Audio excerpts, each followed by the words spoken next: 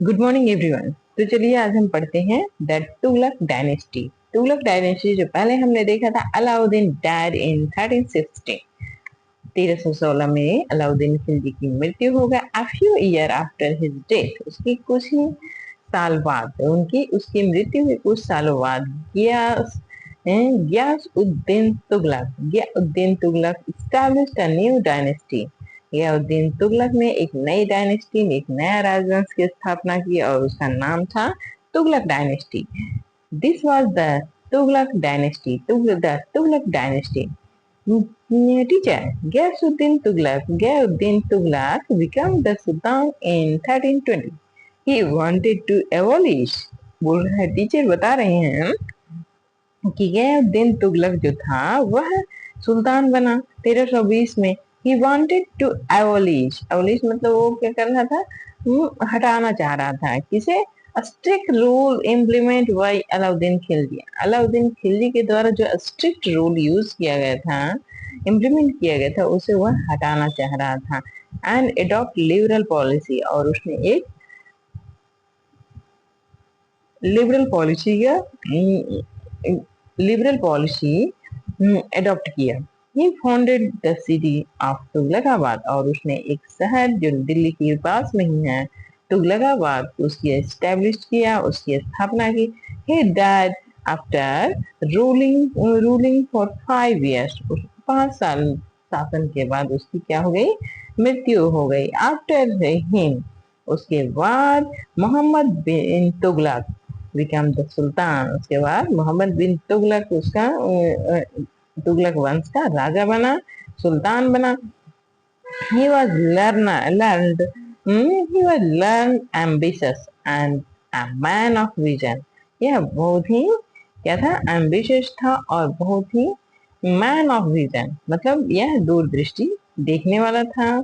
ही adopt several policy, इसने बहुत सारी पॉलिसी को अडॉप्ट किया। Made him famous in history, जो इसे हिस्ट्री में फेमस बनाता है। तो आज हम देखेंगे कि कौन कौन सी पॉलिसी उसने अडॉप्ट किए थे जिस कारण उसका नाम हिस्ट्री में अभी भी लिया जाता है। Shrikant sir, what were this policy? Shrikant पूछ रहा है कि वो पॉलिसी क्या थे sir. Teacher, two of his scheme were famous. बोलेंगे इसकी पॉलिसी तो बहुत सारी थी, लेकिन दो फेमस थी। One was make Devagiri is the south his capital. पहला था कि उसने देवगिरी को अपना साउथ में, नॉर्थ में तो अलग कैपिटल था, साउथ में उसका कैपिटल कौन था? Devagiri. After renaming it as Daulatabad, और उसने दौलताबाद को ही क्या कर दिया? आफ्टर रीनेमिंग दौलताबाद, और उसका नाम उसने क्या कर दिया? दौलताबाद रखा। Second, he introduced the use of bronze coin in the place of silver coins as currency।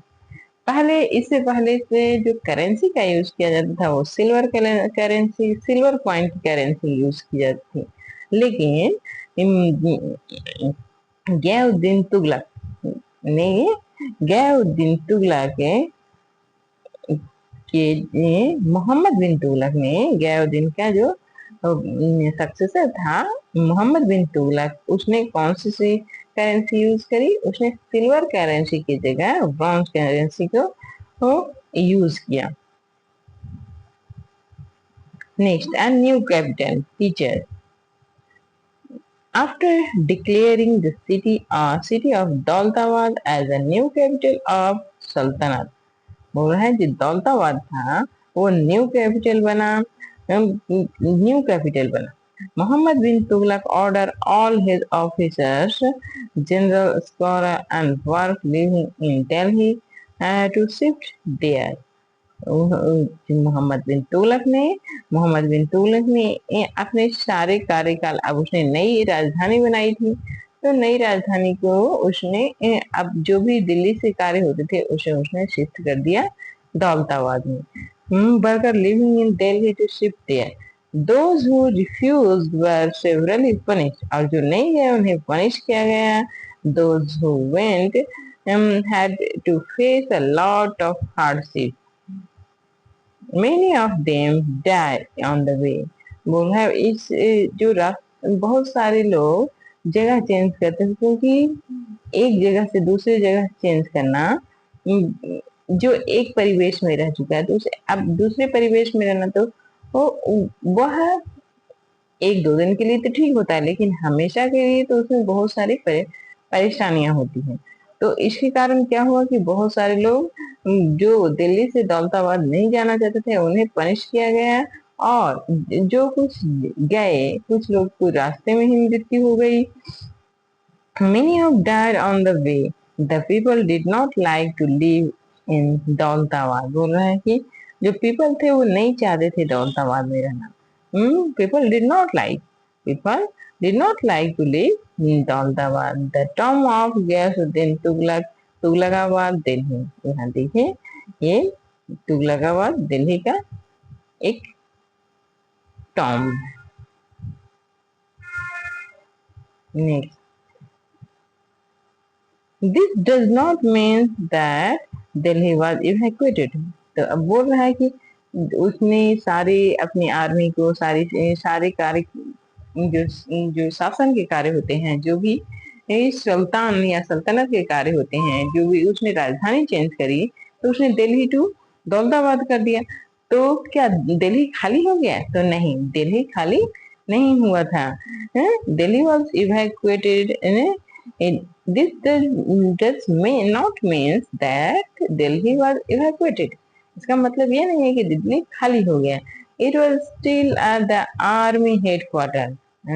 Delhi को उसने क्या कर दिया? आर्मी का हेडक्वार्टर बना दिया एंड सेंटर ऑफ एडमिनिस्ट्रेशन और सेंटर ऑफ एडमिनिस्ट्रेशन का सेंटर उसने दिल्ली को रखा।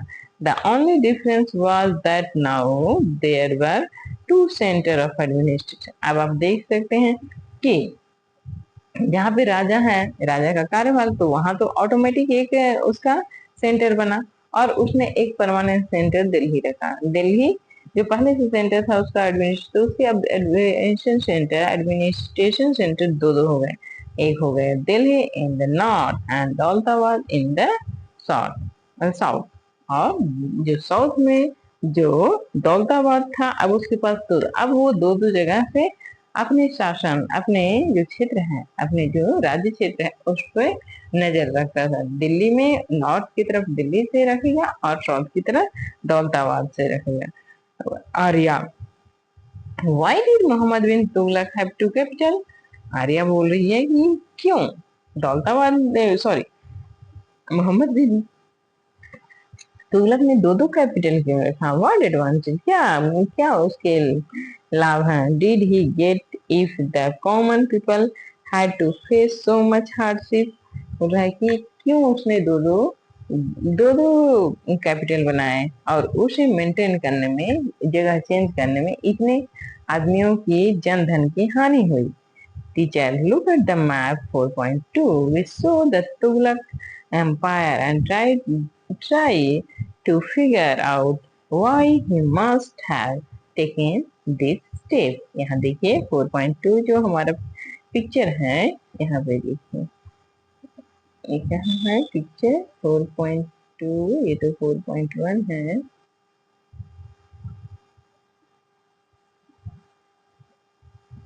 ये देखिए ये जो पिक्चर है इसमें बोल रहा है कि आप इस पिक्चर को देखिए।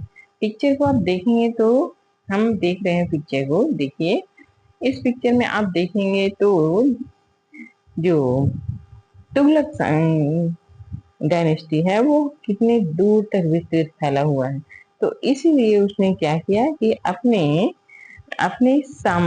जो राज्य था उसका दो राजधानी बनाई। एक तो वो दौलताबाद बनाया, एक दौलताबाद था, दौलताबाद से वो दक्षिण की तरफ कंट्रोल रख सकता था और दूसरा उसने दिल्ली को रखा जिससे वह उत्तर की ओर कंट्रोल रख सकता है। यानी कि वह दो राजधानी रहने से उसे ये फायदा हुआ कि उत्तर की तरफ से अगर कोई आक्रमण होगा तो वह दिल्ली से उस पर कंट्रोल करेगा और दक्षिण की तरफ से अगर उस पर कोई अटैक होता है तो वो दौलताबाद से उस पर नजर रखेगा। इस प्रकार उसने अपनी सूझबूझ का परिचय देते हुए उसने क्या किया, अपनी दो दो राजधानियां बनाई।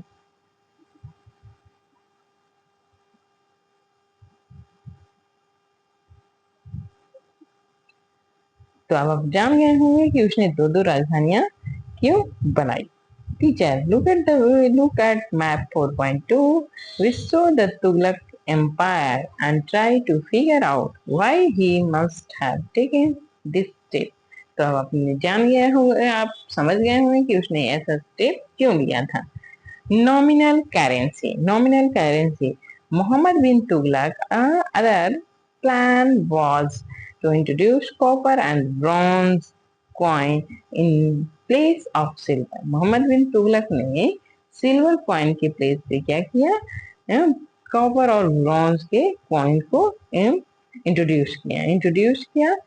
People use silver and copper coin to buy and sell and merchandise and good during this period. उस पीरियड में सिल्वर क्या के यूज करते थे, सिल्वर और कॉपर के कॉइन कोई भी सामान को खरीदने और देने के लिए यूज करते थे। To save silver, Mohammad bin Tughlaq ने सिल्वर को सेव करने के लिए क्या किया, Mohammad bin Tughlaq introduce bronze coin. Silver को सेव करने के लिए, सिल्वर पे ज्यादा महंगा होता है, इसलिए उसने क्या किया कि सिल्वर को अपने पास सेव रखने के लिए उसने ब्रॉन्ज का कॉइन चलाया। Declare that this coins would have to same value as silver coin. और उसने क्या किया कि जो ब्रॉन्ज कॉइन होता है और सिल्वर कॉइन होता है, तो जब उसने चेंज किया तो उसने अगर 1 रुपए का सिल्वर कॉइन है, उसकी वैल्यू जो होती थी उतना ही उसने 1 रुपए के ब्रॉन्ज कॉइन की रखी।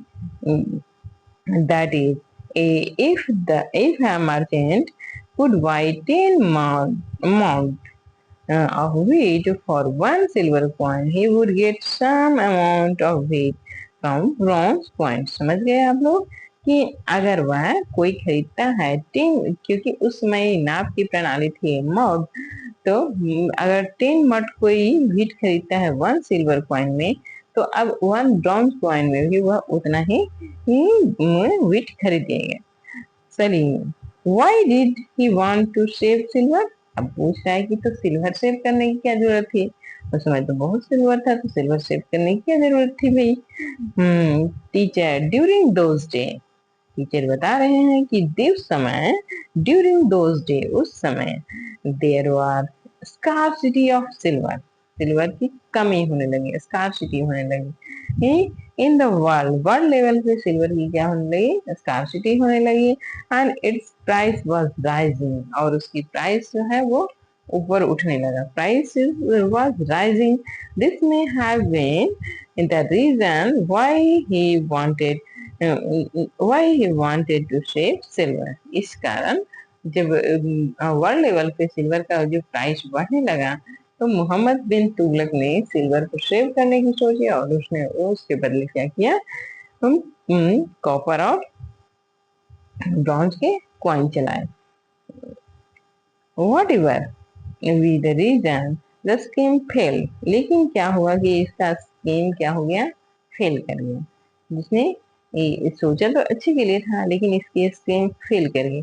People started minting fake bronze coin and exchanging them in the market. क्या हुआ इसका मतलब कि पीपल जो लोग थे, उन्होंने ब्रॉन्ज के फेक, गवर्नमेंट के द्वारा बनाए गए ब्रॉन्ज कॉइन से गवर्नमेंट के द्वारा बनाए गए ब्रॉन्ज कॉइन अलग थे, और जो जो स्थानीय स्तर पे पीपल लोगों ने क्या किया कि अपने अपने घरों में ब्रॉन्ज कॉइन बनाने शुरू कर दिए। तो अब वो बहुत सारे ब्रॉन्ज कॉइन आ गए। अब मान लीजिए आप कि अभी जो हम लोग रुपए का यूज कर रहे हैं, और सभी घरों के लोग अपने अपनी जरूरत के अनुसार रुपए छापने लगे, तो क्या होगा, हमारे मार्केट में बहुत अधिक रुपए आ जाएंगे।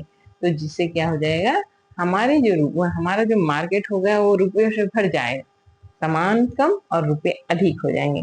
तो ये हमारे मार्केट के लिए अच्छा नहीं होता है। तो यही काम उस समय मोहम्मद बिन तुगलक को झेलना पड़ा। exchanging. They also began hoarding silver. Began hoarding silver. The entire financial system went out to control. और क्या हो गया, जो अंटायर जो उनका सिस्टम था वह क्या हो गया, फेल हो गया. So Muhammad bin Tughlaq had to finally order to withdraw all bronze coins from the market. अंत में इस कारण मोहम्मद बिन तुगलक को यह फैसला लेना पड़ा, और उसने क्या किया, यह फैसला लिया कि सारे ब्रॉन्ज कॉइन को उसने मार्केट से क्या कर दिया, वापस ले लिया. But his treasury was empty. लेकिन उसकी ट्रेजरी क्या हो गई, खाली हो गई, क्योंकि अब सभी के पास सिल्वर कॉइन थे. जब ब्रॉन्ज कॉइन आया तो सबने अपने सिल्वर को बचा लिए, और सबने अपने अपने घरों में ब्रॉन्ज कॉइन से मार्केटिंग करना शुरू कर दिए. तो सरकार के पास एक्सचेंज हुआ नहीं, सरकार के पास सिल्वर कॉइन पहुंचे नहीं, तो सरकार की ट्रेजरी क्या हो गई, वो पूरी तरह से खाली हो गई. But his treasury was empty to exchange silver coin for bronze. Similarly, Muhammad bin Tughlaq attempts to increase tax in a Doab area, and his military campaign against Karajil and Khorasan also fail. बोल रहे हैं कि मोहम्मद बिन तुगलक ने दोआब के area, अब Doab area क्या है, जो गंगा यमुना के बीच का जो क्षेत्र है, गंगा यमुना नदी के बीच में जो एरिया है उसे गंगा यमुना दोआब बोलते हैं. मतलब जो नदी के किनारे, जो नदी अपने साथ बहुत सारा मलबा लेकर आती है, बहुत सारे फर्टाइल, और जो उसके सामने जो मलबा लेकर आती है वह अपने किनारे में इकट्ठा करते जाती है, जिससे वो एरिया बहुत ही ज्यादा उपजाऊ होता है, तो उसे दोआब बोलते हैं. बोल रहा है कि जो वो मोहम्मद बिन तुगलक ने था वह दोआब एरिया में क्या कर दिया, टैक्स बढ़ा दिया. क्यों टैक्स बढ़ा दिया, तो वह खुरासान और काराजिल का जो कॉम्पेन किया था, कॉम्पेन के कारण वो मिलिट्री कॉम्पेन हुआ Doab area, and his military, Muhammad bin Tughlaq attempt to increase tax in Doab area. उसने कोशिश किया दोआब एरिया में टैक्स बढ़ाने का. And his military campaign against Qarachil and Khurasan also. और उसने खुरासान और काराजिल का जो उसका कैंपेन था जो वह भी फेल हो गया. Through many of his policy ended in failure. उसकी बहुत सारी पॉलिसी थी जो क्या हो गई, फेल हो गई. The sultan deserve prize for new value he encourage. लेकिन इस सुल्तान ने बहुत सारे एक्सपेरिमेंट किए जिसके लिए वह प्रशंसा के योग्य है. In appoint people to high post he did not see whether the person was Indian or Turk. और उसने कभी यह नहीं देखा कि जिस पर्सन को वो अपॉइंट कर रहा है हाई पोस्ट पे, वो टर्क है या तुर्क है या फिर इंडियन है, हिंदू है कि मुस्लिम है, रिच है कि पुअर है. उसने उसकी योग्यता देखकर उसे अपॉइंट किया. द सन ऑफ वर्कर और जनरल. बोल रहा है जो सन ऑफ वर्कर भी था उसे भी उसने जनरल बनाया. Only the most deserving candidate way selected. जो एकदम मोस्ट डिजर्विंग कैंडिडेट थे उन्हीं को वो सिलेक्ट करता था. As a result many common people were appointed to high post. जिस कारण क्या हुआ, बहुत सारे कॉमन पीपल थे वो हाई पोस्ट पे ज्वाइन किए. that were early given only in Turk noble. जो पहले सिर्फ टर्क नोवेल को टर्क जो तुर्की आदमी होते थे, जो तुर्की कुलीन होते थे, उन्हीं को जो जॉब मिलता था, अब सभी को जॉब वो मिलने लगा. ना गरीब को, ना जो योग्य था, जो सबसे ज्यादा कैपेबल था उसे ये जॉब मिलने लगा. However, the problem was that the Sultanate has gone too big to easily governed. Revolt against the Sultan began brewing in several places, and after some time, practically every province became an independent sultanate. However, Halaki, the problem was that the sultanate has grown too big, easy governed. धीरे धीरे क्या हुआ कि अब जो Turk लोग थे, जो टर्क कुलीन थे, टर्क नोबल थे, वह इसका विरोध करने लगे। इस कारण क्या हो गया कि यहाँ रिवोल्ट शुरू हो गए। अब जैसे जैसे आप देखा कि भारत के अधिकांश क्षेत्र पर तुगलक वंश का शासन तो बहुत अधिक एरिया पे होने के कारण अब कहीं न कहीं रिवोल्ट होने लगे।